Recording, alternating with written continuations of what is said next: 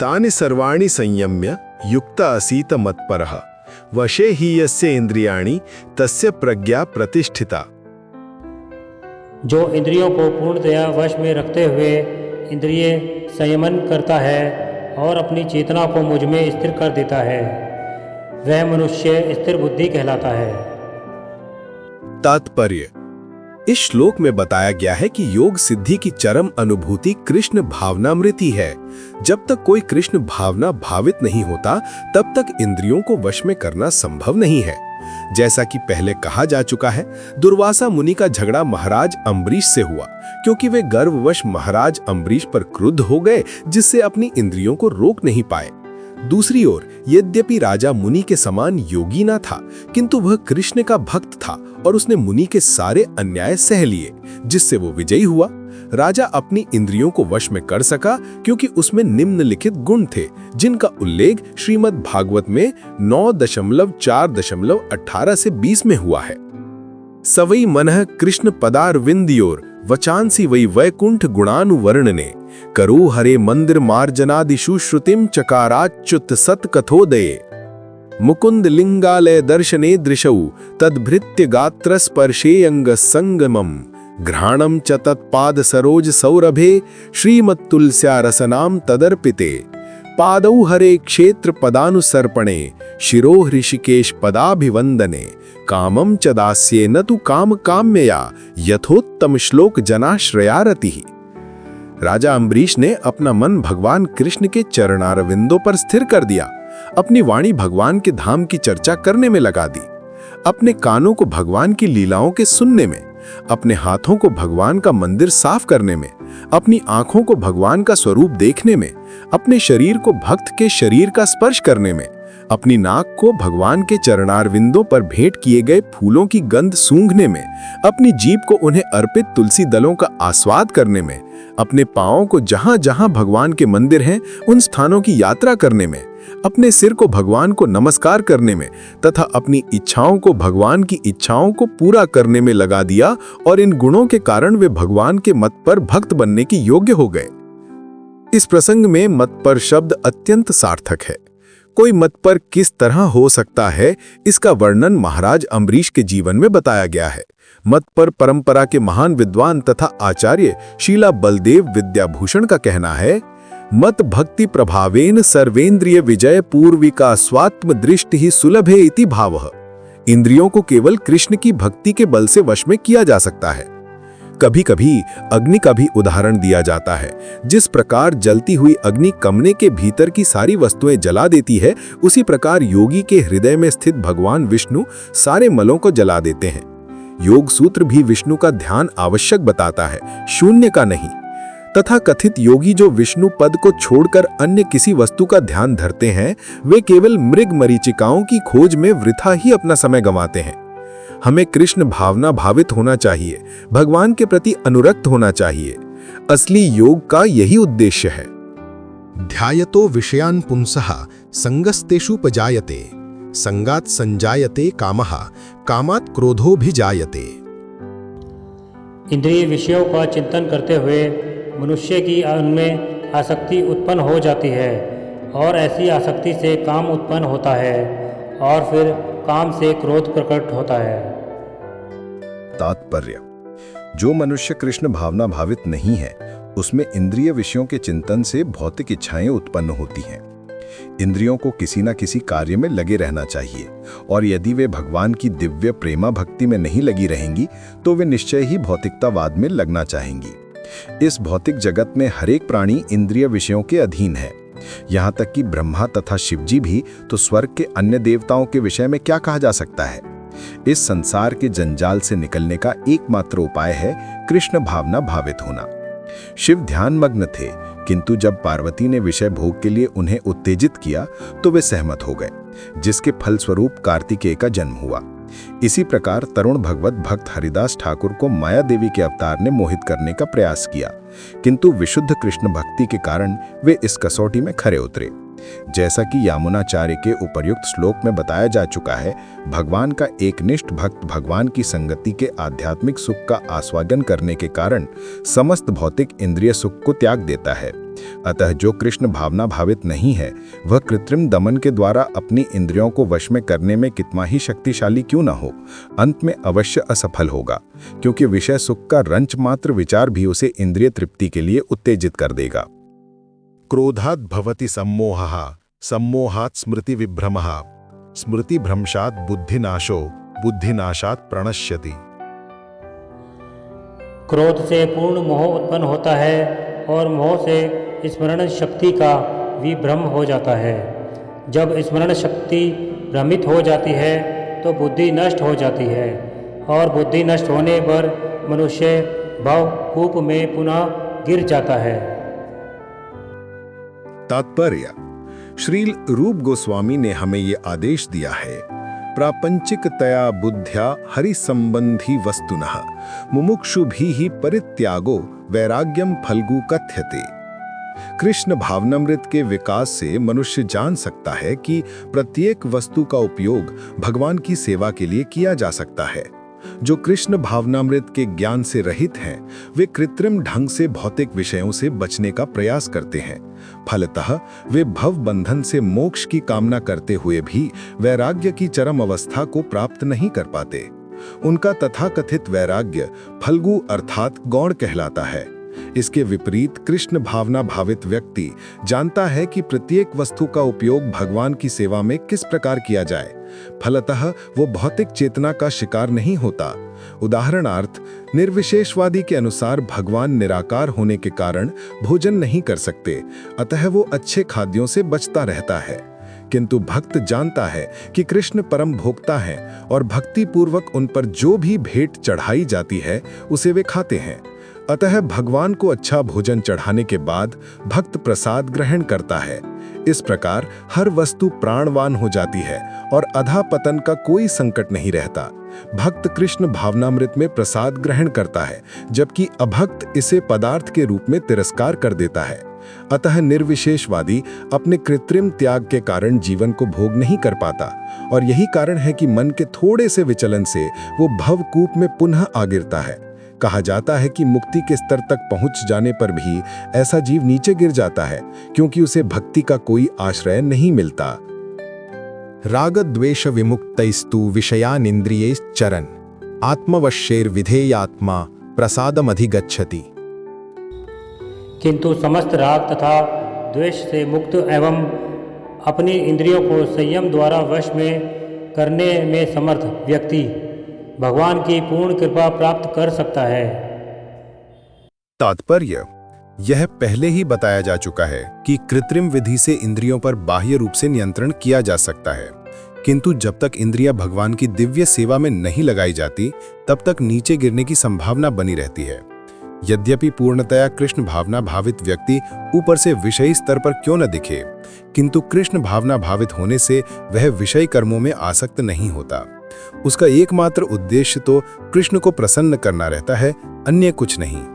अतः वह समस्त आसक्ति तथा विरक्ति से मुक्त होता है।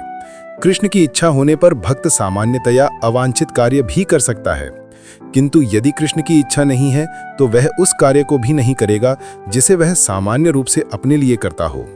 अतः कर्म करना या ना करना उसके वश में रहता है, क्योंकि वह केवल कृष्ण के निर्देश के अनुसार ही कार्य करता है। यही चेतना भगवान की अहेतु की कृपा है, जिसकी प्राप्ति भक्त को इंद्रियों में आसक्त होते हुए भी हो सकती है। प्रसादे सर्व दुःखानां हानिरस्योपजायते प्रसन्न चेतसो ह्याशु बुद्धि पर्यवतिष्ठते।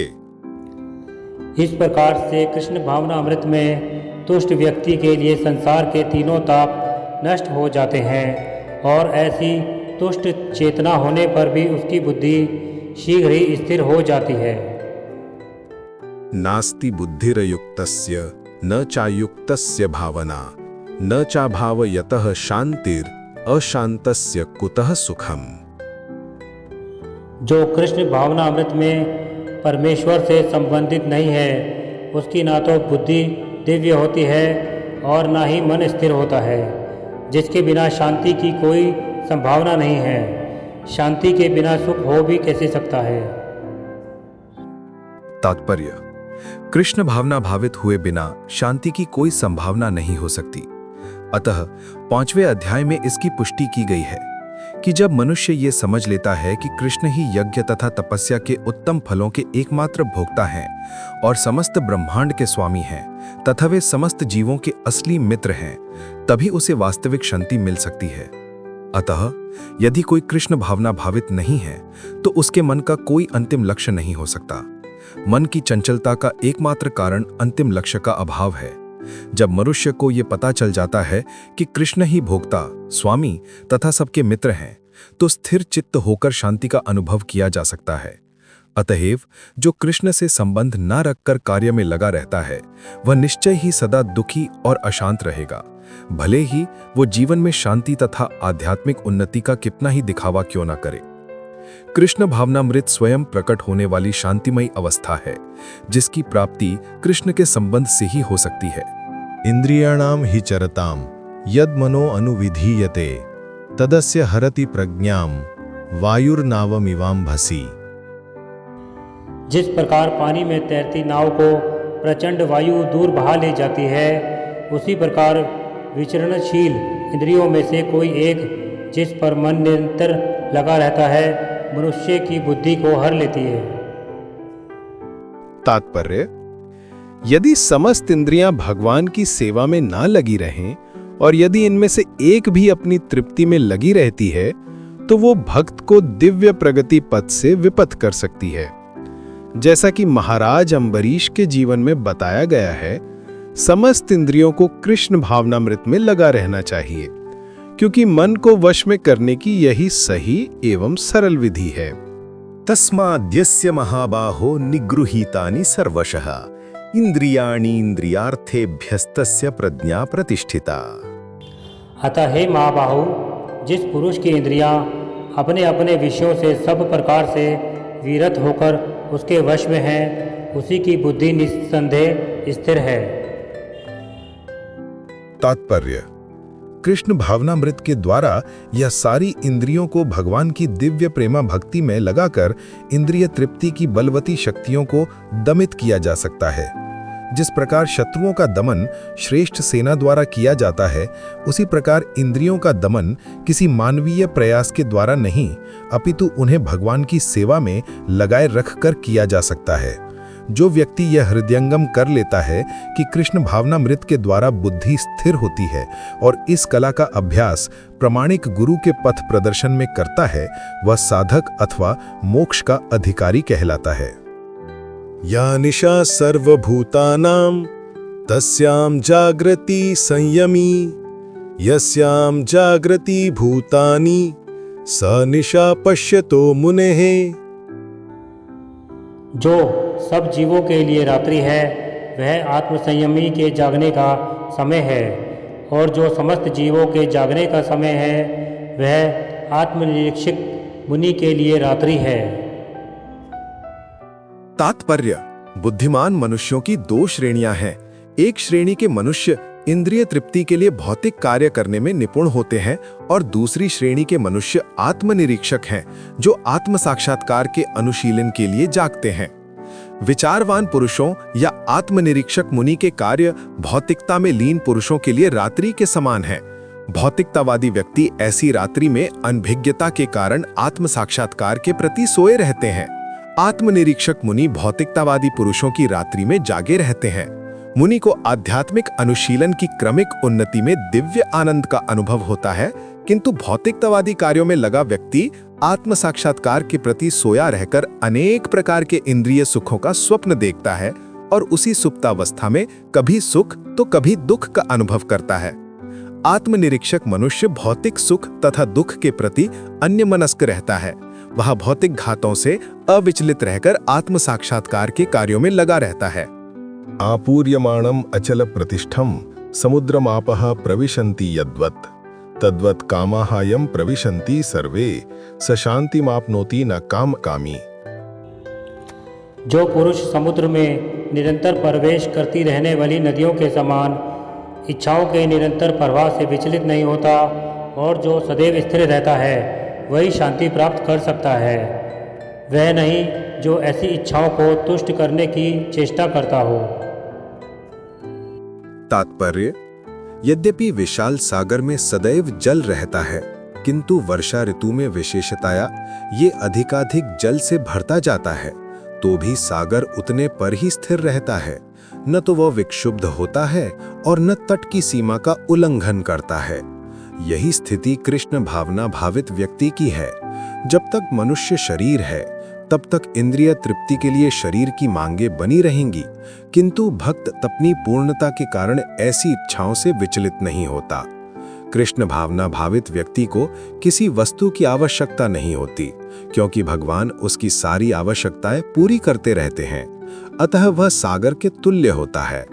अपने में सदैव पूर्ण सागर में गिरने वाली नदियों के समान इच्छाएं उसके पास आ सकती हैं, किंतु वह अपने कार्य में स्थिर रहता है और इंद्रिय तृप्ति की इच्छा से रंच भर भी विचलित नहीं होता। कृष्ण भावना भावित व्यक्ति का यही प्रमाण है। इच्छाओं के होते हुए भी वह कभी इंद्रिय तृप्ति के लिए उन्मुख नहीं होता। चूंकि वह भगवान की दिव्य प्रेमा भक्ति में तुष्ट रहता है, अतः वह समुद्र की भांति स्थिर रहकर पूर्ण शांति का आनंद उठा सकता है।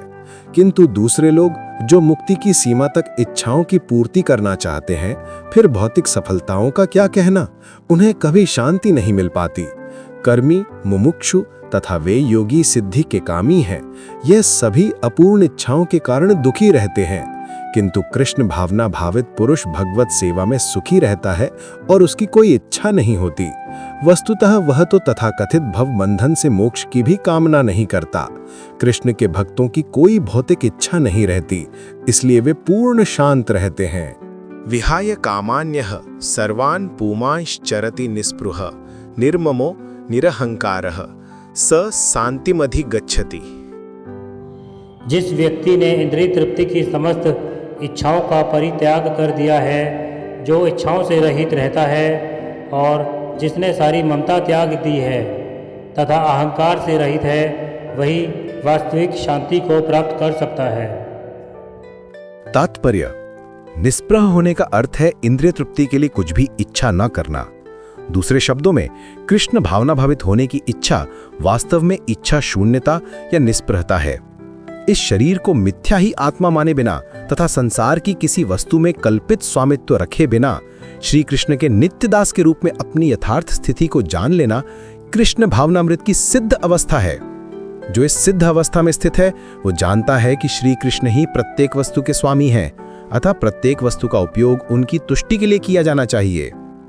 अर्जुन आत्मतुष्टि के लिए युद्ध नहीं करना चाहता था, किंतु जब वह पूर्ण रूप से कृष्ण भावना भावित हो गया तो उसने युद्ध किया, क्योंकि कृष्ण चाहते थे कि वो युद्ध करे। उसे अपने लिए युद्ध करने की कोई इच्छा न थी, किंतु वही अर्जुन कृष्ण के लिए अपनी शक्ति भर लड़ा। वास्तविक इच्छा शून्यता कृष्ण तुष्टि के लिए इच्छा है। यह इच्छाओं को नष्ट करने का कोई कृत्रिम प्रयास नहीं है। जीव कभी भी इच्छा शून्य या इंद्रिय शून्य नहीं हो सकता, किंतु उसे अपनी इच्छाओं की गुणवत्ता बदलनी होती है। भौतिक दृष्टि से इच्छा शून्य व्यक्ति जानता है कि प्रत्येक वस्तु कृष्ण की है, ईशावास्यमिदं सर्वम, अतः वह किसी वस्तु पर अपना स्वामित्व घोषित नहीं करता। यह दिव्य ज्ञान आत्म साक्षात्कार पर आधारित है, अर्थात इस ज्ञान पर कि प्रत्येक जीव कृष्ण का अंश स्वरूप है और जीव की शाश्वत स्थिति कभी न तो कृष्ण के तुल्य होती है न उनसे बढ़कर। इस प्रकार कृष्ण भावनामृत का यह ज्ञान ही वास्तविक शांति का मूल सिद्धांत है। एषा ब्राह्मी स्थितिः पार्थ नयनां प्राप्य विमुह्यति स्थित्वा स्यामंत कालेपि ब्रह्म निर्वाण मृच्छति। यह आध्यात्मिक तथा ईश्वरीय जीवन का पथ है, जिसे प्राप्त करके मनुष्य मोहित नहीं होता। यदि कोई जीवन के अंतिम समय में भी इस तरह स्थित हो तो वह भगवत धाम में प्रवेश कर सकता है। तात्पर्य: मनुष्य कृष्ण भावनामृत या दिव्य जीवन को एक क्षण में प्राप्त कर सकता है और हो सकता है कि उसे लाखों जन्मों के बाद भी ना प्राप्त हो। यह तो सत्य को समझने और स्वीकार करने की बात है। खटवांग महाराज ने अपनी मृत्यु के कुछ मिनट पूर्व कृष्ण के शरणागत होकर ऐसी जीवन अवस्था प्राप्त कर ली। निर्वाण का अर्थ है भौतिकतावादी जीवन शैली का अंत। बौद्ध दर्शन के अनुसार इस भौतिक जीवन के पूरा होने पर केवल शून्य शेष रहता है, किंतु भगवद गीता की शिक्षा इससे भिन्न है। वास्तविक जीवन का शुभारंभ इस भौतिक जीवन के पूरा होने पर होता है। स्थूल भौतिकतावादी के लिए यह जानना पर्याप्त होगा कि इस भौतिक जीवन का अंत निश्चित है, किंतु आध्यात्मिक दृष्टि से उन्नत व्यक्तियों के लिए इस जीवन के बाद अन्य जीवन प्रारंभ होता है। इस जीवन का अंत होने के पूर्व यदि कोई कृष्ण भावनामृत में स्थित हो जाए तो उसे तुरंत ब्रह्म निर्वाण अवस्था प्राप्त हो जाती है। भगवत धाम तथा भगवत भक्ति के बीच कोई अंतर नहीं है। क्योंकि दोनों चरम पद हैं, अतः भगवान की दिव्य प्रेमा भक्ति में व्यस्त रहने का अर्थ है भगवत धाम को प्राप्त करना। भौतिक जगत में इंद्रिय तृप्ति विषयक कार्य होते हैं और आध्यात्मिक जगत में कृष्ण भावनामृत विषयक।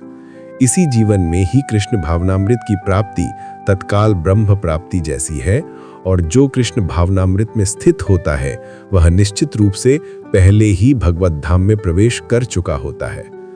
ब्रह्म और भौतिक पदार्थ एक दूसरे से सर्वथा विपरीत है, अतः ब्राह्मी स्थिति का अर्थ है भौतिक कार्यों के पद पर न होना। भगवत गीता में भगवत भक्ति को मुक्त अवस्था माना गया है। सगुणान समतीत्ययतान ब्रह्म भूयाय कल्पते। अतः ब्राह्मी स्थिति भौतिक बंधन से मुक्ति है। श्रील भक्ति विनोद ठाकुर ने भगवत गीता के इस द्वितीय अध्याय को संपूर्ण ग्रंथ के प्रतिपाद्य विषय के रूप में संक्षिप्त किया है। भगवत गीता के प्रतिपाद्य हैं कर्मयोग, ज्ञान योग तथा भक्ति योग। इस द्वितीय अध्याय में कर्म योग तथा ज्ञान योग की स्पष्ट व्याख्या हुई है एवं भक्ति योग की भी झांकी दे दी गई है। मित्रों, इस प्रकार श्रीमद् भागवत के द्वितीय अध्याय गीता का सार का भक्ति वेदांत तात्पर्य पूर्ण हुआ। जय श्री कृष्ण।